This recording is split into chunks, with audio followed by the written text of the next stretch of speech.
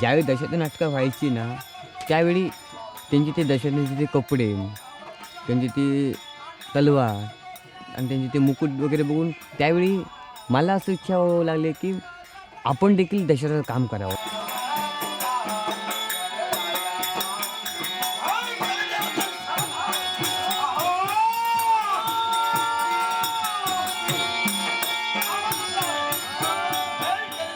मी एकाला विचारलं, मला नाटकात काम करायचं आहे. तर त्यावेळी लोकं का मला म्हणायचे, "अरे, तू तर एवढा मुसलमान आहे आणि ती अरे दशावतार रक्ताच होईल." त्याचवेळी मनात निश्चय केला मी, नाही, मी दशावतार होणार.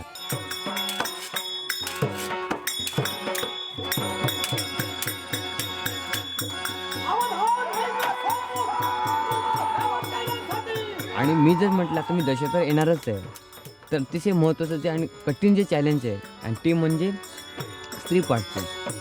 म्हणून तेच मी निवडलं.